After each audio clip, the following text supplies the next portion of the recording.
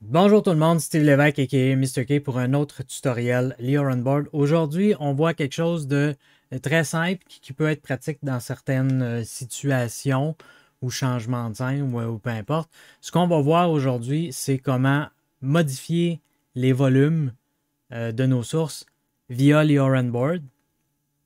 Relativement simple. On va aller voir tout de suite de quoi ça a l'air. Donc, je suis déjà zoomé. Donc, on est ici. On va prendre notre source Media 2. Donc, on va se baser là-dessus. Et nos volumes pour aller ici. Donc, je vais rouvrir mon Leo Runboard. On va venir ici. On va se créer un nouveau bouton. Create blank button. On va l'appeler volume. Point. Down. Fait que, on va faire le dièse. Vous vous souvenez, le dièse dans les titres fait une nouvelle ligne. Donc, il affiche volume down. Donc, on va venir rajouter une commande ici. On fait une petite recherche pour volume. Là, on voit ici qu'on a deux options de volume pour nos sources. On a le Source Change Volume et le Source Motion Volume. Les deux vont faire la même chose, mais un petit peu différemment.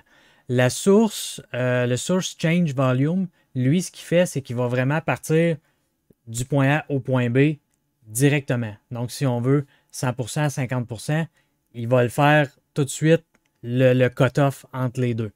Si on choisit le Motion Volume, ben là, on va lui donner notre valeur de départ, notre valeur de fin, qui est 100 et 50 dans notre cas parce qu'on veut le descendre. On va le descendre à 50 ou à 30.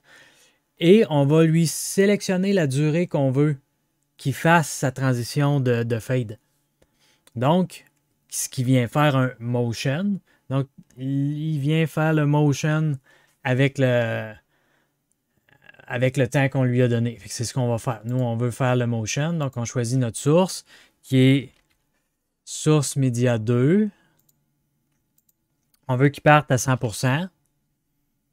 C'est tout le temps en pourcentage. Et on va dire, s'en va jusqu'à 30. Puis on veut que ça prenne un petit peu de temps. On veut qu'il fade tranquillement, que ça soit bien.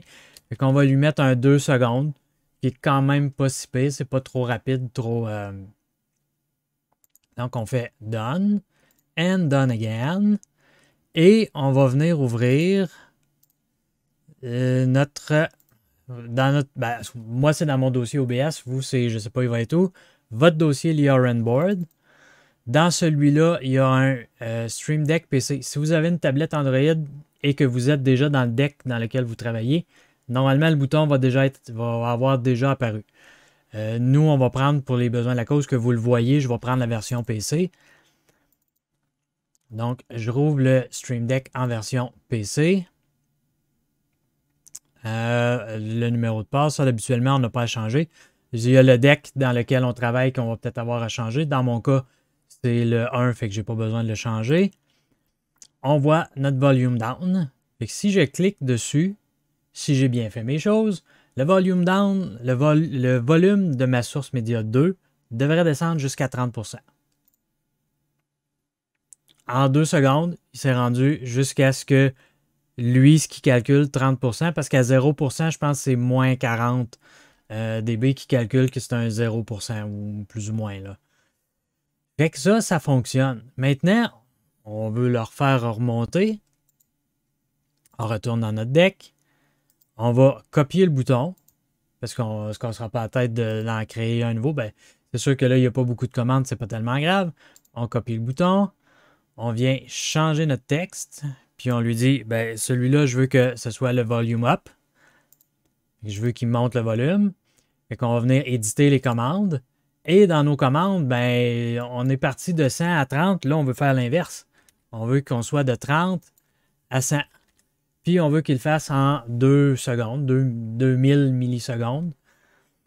Donc on fait Done et puis Done. Et quand on retourne dans notre Stream Deck, le volume up a apparu. Donc, si je clique dessus, il va partir de sa valeur qui est à 30 et il va le remonter jusqu'à 100%.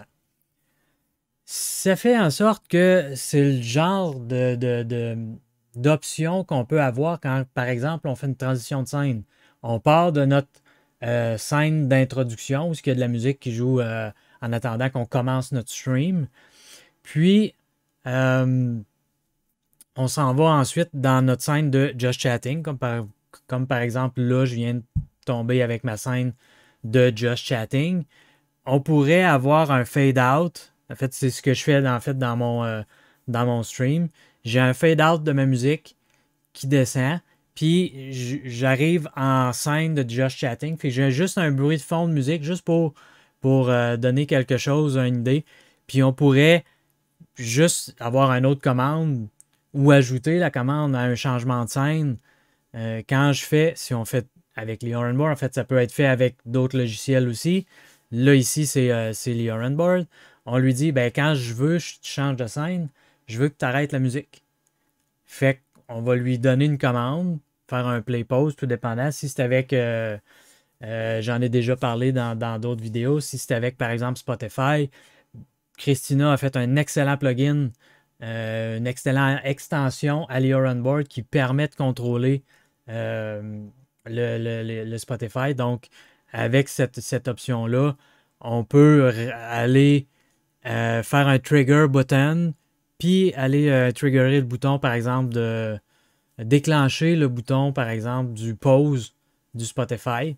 Donc, quand on pause, la musique à l'arrêt, fait que ça pourrait être quand on s'en va dans notre scène de jeu. Donc, il n'y a jamais de coupure entre la musique et le jeu. Du moment qu'on change de scène, un arrête, l'autre décolle. C'est des petits trucs qui peuvent être faits.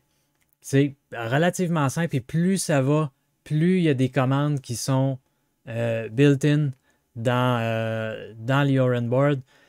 En date d'aujourd'hui, qui est la date d'enregistrement du vidéo, je ne sais pas quand le vidéo va exactement sortir, donc c'est pour ça que je ne m'avancerai pas trop sur les dates.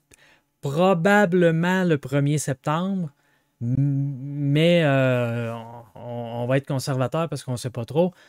Fait que je vais y aller avec la date d'enregistrement du vidéo, 28 août. C'est confirmé. l'Orange Board va être compatible avec YouTube. Donc, on va pouvoir faire déclencher des options l'Orange Board via un chat, une commande chat dans YouTube ou avec c'est-tu des super chats, je pense qu'ils appellent, ou des stickers. Je ne suis pas encore très très familier avec le YouTube. Donc, il est possible que on fasse un switch YouTube peut-être ou qu'on fasse des tests de stream YouTube.